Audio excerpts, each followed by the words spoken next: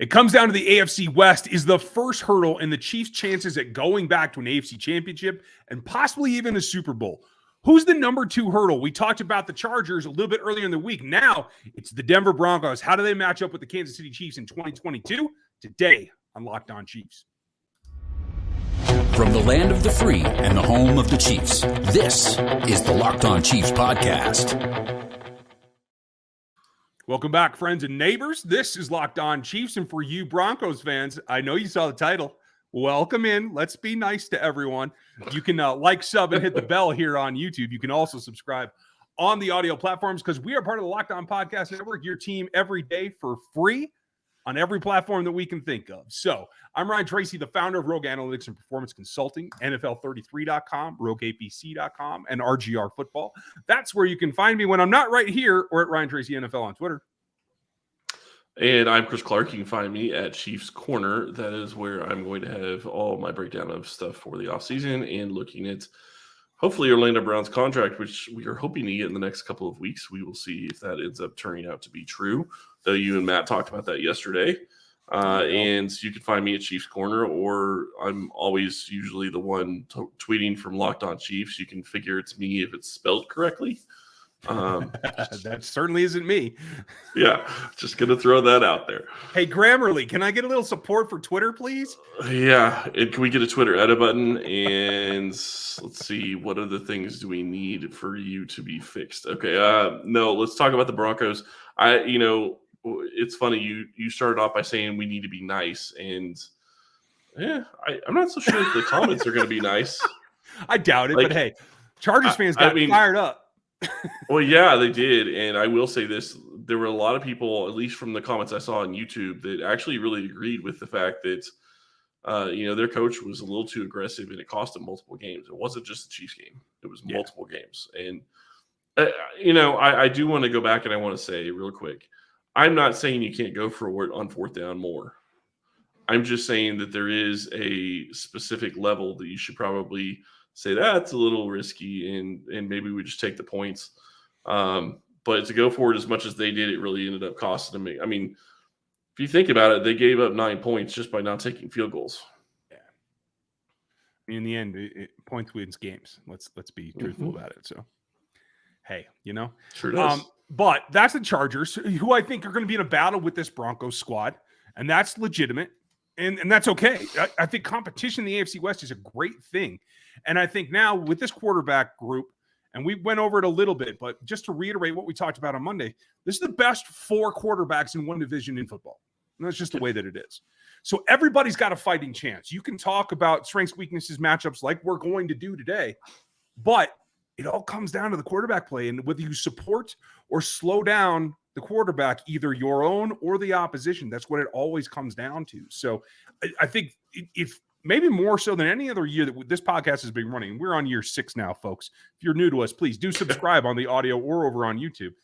Like, this is the most competitive this division is going to be. Yeah, and it will be year 6 come August. I think that's when we actually started. So we're getting really close to hitting year 6. Thank you very much for listening. We do appreciate it. And thank you for continuing to help us grow on YouTube. And there will be more coming. I just want to throw it out there. There is some other stuff in the works that will be coming. So be looking for that. When we start looking at this Broncos team, though, I have to say, and this might be a little bit off, a little bit out there, but I think the most important unit for that team to determine where they're going to be for the season is going to be their offensive line. Mm-hmm. I cannot agree with you more. That is the determiner. What's Russ been dealing with? I mean, Russell, let's just start from the top. Russell Wilson is the crowning jewel of this off season for George Payton, but he's also the guy that's got to make it all work. And what has he been dealing with for the last, 5 seasons in Seattle? It's been a lack of protection, not being able to cook, and having to be protected by using the run game because you couldn't protect him in the pass game. I think that all comes back to what they have to do in Denver.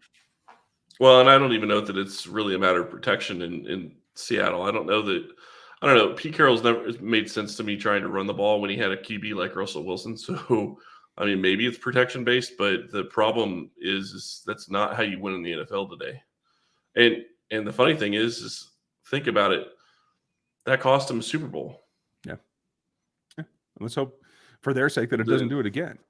And for you Broncos fans that are listening, we're not here to run down your team. We're here to talk legitimately about what the difference is. And no offense, the Chiefs are the defending champions and have been on a run. So we're going to, project that they're ahead of the Broncos. But it's a really interesting roster that George Paton's built. And I think there's a lot of things to be concerned about. And for those of you who don't know me at all, my wife is an Avs season ticket holder. I'm not one of you Broncos fans, but I do root for some Colorado teams. So there is that. We're trying to be down the line. And as much as we like the Chargers on what was it, Tuesday, this is a team that could compete with the Chargers to be right up against and pushing the Chiefs for the championship because of their weapons, because of Russell in particular. But when you look at that offensive line, how do you feel about the matchups the Chiefs are going to have against them with Garrett Poles at left, Dalton Reisner, the K-State product, over at left guard, Cushenberry. He was one of my favorites coming out, and I think he's still on the rise, and he's got some upside at center. Quinn Miners, who I think is playing out of position and should be a center. I'm still surprised that the Broncos plugged him in at guard and took him, to tell you the truth. And Billy Turner at right tackle. Clearly, to me, right tackle's the weak point. I agree with that, but I will say that I also am not sold on any of the rest of their offensive line either. Okay. I think Miners can be good. I think I agree. I completely agree with you. I think he should play in that position. I think he should be center. I'm not sold on Cushenberry at center, and I'm not sold, on Bowles. I mean, I think Bowles played better. The question is he's now going to be in a system where he's going to have a QB that likes to move and that can run. And is that going to play to what he can do well? And he has gotten a lot better, so don't get me wrong. I get that he's been better than he was before. And, their other guard position, he could be okay. But until you actually step in and prove it, and I think that's still going to be a question this year. And that's really why I think Denver is going to struggle. If they struggle, is because their offensive line just isn't ready yet, and it doesn't have the protection that it needs. And I don't know how they're going to get past it because I don't see the talent on the roster to be able to do so. I can't necessarily agree with all of that. I do think it is the weaker point of the offense, but I don't think it's so weak that it keeps them from competing. I do think that they're a 500 club at the very worst, and I think they're able to beat up on some of the other divisions they're going to have to play. Yeah, to be clear, I'm not saying that they're going to be a bottom of the a cellar dweller team. I'm saying that it could easily keep them at 500 because they could lose big games because their offensive line can't get the job done. Well, that's what I'm really trying to say in a minute, because I think Bowles is the rarity that is a piece of that offense, a part of that offense that has improved over time. You don't get that. Usually you have to have a part break and then you have to go replace it. And if you're going to do that, you need to go to rockauto.com because they have everything you need. And you don't have to go to a brick and mortar store, and you don't have to wait for somebody else to find it. All you got to do is get your parts for your car, put them in your cart, and buy it. Super simple. Company's been in business for 20 years. They're family owned. They treat you like you're everybody else. Doesn't matter if you're a pro or a hobbyist or you just break stuff on your vehicles like I do. You just got to go over there, put it all in your cart. And then when they ask you, how'd you hear about us? Tell them Locked On sent you. They'll help. And that's the easiest way to get reliable parts, all the service that you need, everything you'll need for your car or truck at rockauto.com. So offensive line clearly might be the limiting factor, but when you look at their skill positions, they're arguably as good as anybody else in this roster, except for the quarterback position. And it's only because Russ is older. When you look at the running backs, Javonte Williams, I think, is set to go off. And then you get to have Melvin Gordon. Yes, Melvin's got a long injury history. Is he going to give you 17 games? No. But it's going to be a 1-2 punch. And I think that is still significant. You look at their Cortland Sutton, I still contend, now that Tyreek Hill is out of the division, is the best receiver in this division. And yes, I'm talking to you Keenan Allen fans. Tim Patrick on the other side, Jerry Jeudy. And that's not even talking about KJ Hamler, who I would think should be a starter. I mean, Tim Patrick manning one of the outsides makes sense, but is that really a starting trio? I don't know. I think Hamler's probably the better option. Yeah, I think that skill position-wise, I think they have a lot of talent. And I think that is something that could really boost their offense this year. They just never had the QB that could actually take advantage of that talent.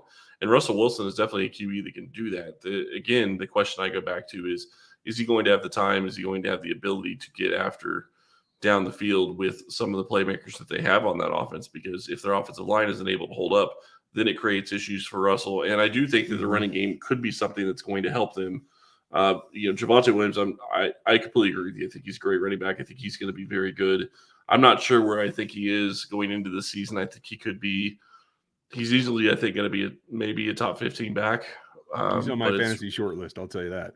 No, and I think you're right. I think you're absolutely correct. I think could be very good. I want to see another season. I want to see if he doesn't have a sophomore slump, because that's happened before, and he's going to be in a different role than he was last year as well. That's very true. That is all to say that I do like the matchup still. I think L'Jarius Sneed, what the freedom from Travarius Ward does for this defense is allows L'Jarius Sneed to track Cortland Sutton. And I feel good about that, because I think when Sutton was able to hurt them, it was against other players and it was against gaps that they intentionally had to leave there. And I think placing that matchup, I'm really happy with that. Now, on the other side, you're going to have most likely Trent McDuffie on the outside, at least in the three man. So a body like Tim Patrick might have the advantage, but McDuffie is really cagey. And even though he's a rookie, I feel good things from there. So the question becomes, if you're tracking Sutton, who's going to man Jerry Jeudy? Because that's probably the biggest task. And if that falls to Lonnie Johnson or if that falls to Rashad Fenton, that's a problem. So then you got to start looking at switching McDuffie or switching L'Jarius. And I think that's tough enough. But I don't think that's the best matchup. Do you? My big question with Sutton, I don't disagree with you. I think he could be the best receiver in this division. My question is how has he recovered from his injury 2 years ago? If he is back to 100%, he is absolutely, in my mind, the number one receiver in this division. He wasn't there last year. He looked like a shell of himself at time, most of the time. You saw flashes, but if he's fully back, then I think that he is absolutely the best wide receiver in this division right now. And it's going to be tough when you start looking at the CBs going up against these wide receivers. That's going to be a tough matchup for Kansas City. They're going to have to figure out how to mix and match coverages to be able to throw them off and not have the Broncos know who's going to be covering who all the time. I hear you, Raiders fans and Broncos fans. Yeah, I totally forgot about Devontae Adams came into the division too. We're not talking about the Raiders till tomorrow. So, Cortland, you're still number 2. I'm sorry, buddy. Devontae Adams still has you beat. Took me a minute. I keep forgetting that. We're going to talk about that. Yeah, you're not the only one, obviously.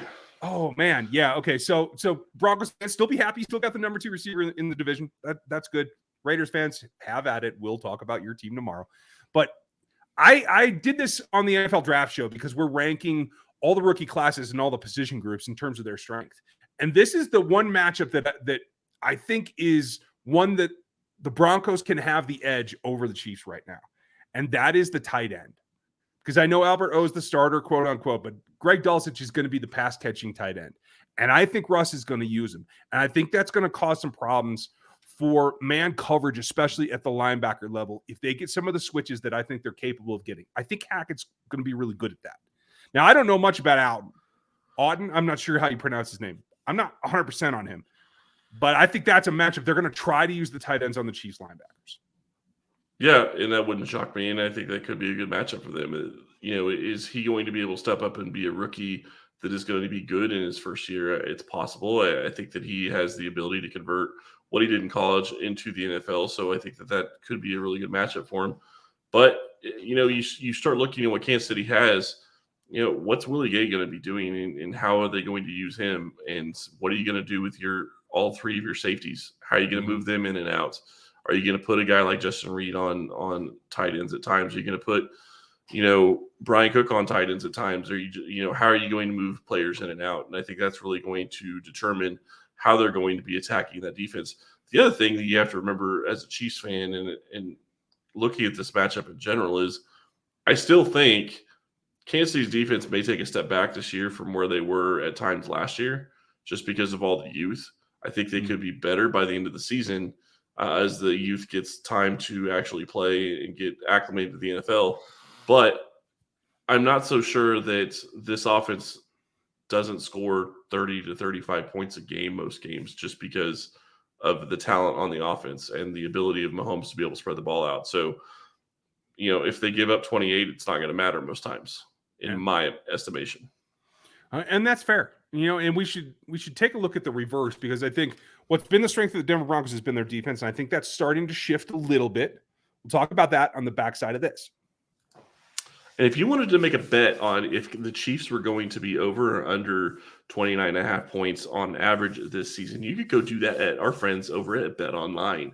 BetOnline.net is your number one source for all your betting needs. Find all the latest sports developments, league and reviews, and news, including this year's playoffs, which are actually done for the NHL. You can also find out about Major League Baseball, which, yes, is still going on. BetOnline is your continued source for all your sporting wagering information, including live betting, esports, and scores. And BetOnline.net remains the best spot for all your sports scores, podcasts, and news this season. BetOnline.net is the fastest and easiest way to check in on all your favorite sports and events, including MMA, boxing, and golf. BetOnline, where the game starts. Okay. So this is where it gets interesting, because I think when the matchup is the Patrick Mahomes offense against the new Broncos defense, I think they're both a little bit down from where they were a season ago. So what is normally a strength for the Chiefs, I think, until they get in the rhythm and they really start to spread the ball around and do the things that we think they're going to do, I think that this is a really interesting side of the matchup, because it looks like they're going to switch up and play Randy Gregory as a outside linebacker, like a 3-4 type edge rusher. He'll put his hand down on third down, I'm sure. But I think that negates some of that, and he's kind of like the big acquisition in the offseason. On the front, I feel like the Chiefs' offensive line is still in good shape, especially because I expect Orlando Brown back. Now, if that doesn't happen, then that changes everything. But even if it's Kennard or Andrew Wiley, Randy Gregory doesn't scare me that much. I mean, yes, he's had a decent bounce back. I worry that the Broncos are going to be bitten a little bit by the recovered and then moving on to a new city. Like, what happens then? I'm questioning it. That's fair. I chuckle because it's just funny. I was just remembering we got some comments about how Khalil Mack was going to destroy Kansas City, and I have to laugh at that. And he hasn't been that player for a couple of seasons, so I'll believe it when I see it. But when you start looking at the Broncos, I actually disagree with you. I think that the Chiefs' offense is actually going to be better this year than it was last year, and probably sooner rather than later. Okay. If you remember, the Chiefs' offense stumbled out of the blocks for the first probably 7 or 8 weeks of the season. I mean, they weren't horrible, but they weren't good either. They scored points. They won a couple of games, but they lost many games that they should have been able to win. And I think that that's going to be a lot different this year because of the matchups that they're going to be able to create with their weapons. I agree with you. I think the Chiefs' offensive line is going to be good. I think that Creed Humphrey deserved to go to the Pro Bowl last year and get some All-Pro votes. I think Trey Smith is a very good guard. You have your other guard is also going to be very good. And I think Orlando Brown is going to be back, so I don't see that being a problem. The question is right tackle. I agree with you as well. I don't think Gregory is going to be as much of an issue as maybe we thought that it's possible, seeing other guys in this division could be. I'm much more scared.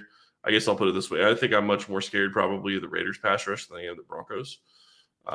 See, I disagree with you there, only because I'm just talking about the starters. When they get backups in, or if they go NASCAR, they're bringing in Malik Reed, who's had some decent success against the Chiefs. And now they got Nick Bonito, too. I thought that was a great pickup for them. I was super high on him in the draft. I'm kind of pissed he's not in a Chiefs uniform. But, when they bring 4 pass rushers, I think they have the ability to really get after it with those 4 guys, including, obviously, Chubb. He's the centerpiece. Yeah, and again, with Chubb, it's the question, is he going to be healthy all season? Is he going to be healthy most of the season? And, if Randy Gregory is not that guy, it changes their pass rush regardless of who else they have. Their backups can be good. You don't want to count on a rookie. Kansas City is going to have to count on a rookie this year to provide some pass rush. You don't want to have to be in that position, and Denver may end up being in that position. And then you start looking, and for me, what it comes down to with the Raiders is Max Crosby is, I think, one of the best pass rushers in this division, probably right behind Joey Bosa. So that's why that scares me more. And the Broncos, to me, don't have that guy. Chubb showed he had the ability to do that, but he hasn't been able to put it together since Von Miller left, and he hasn't been as healthy. So I do agree with you. I think that they can have pass rush. I'm just not near as worried about it in this situation. I think Kansas City is going to be able to handle most of their pass rush most of the time. And the other part of it is the X factor that we haven't even talked about at all. Travis Kelce eats the Broncos for lunch just about every time they play. He has owned the Broncos, and that is going to negate a lot of what they can do in pass rush because he's able to get open and get open quickly. I think it'll be dependent on the matchup they get. If they continue to try to put linebackers on him, Josie Jewell's been honestly better than I thought he would coming out of the draft. I think it looks like Justin Strand is another guy that I had a lot of upside for. Don't know if he's going to start. I think Jonas Griffin is in the mix there. I don't think they can do it. So that takes it to the secondary level. Are you going to put a safety on Travis? And we've seen that that's been a negative in past. But I will say this.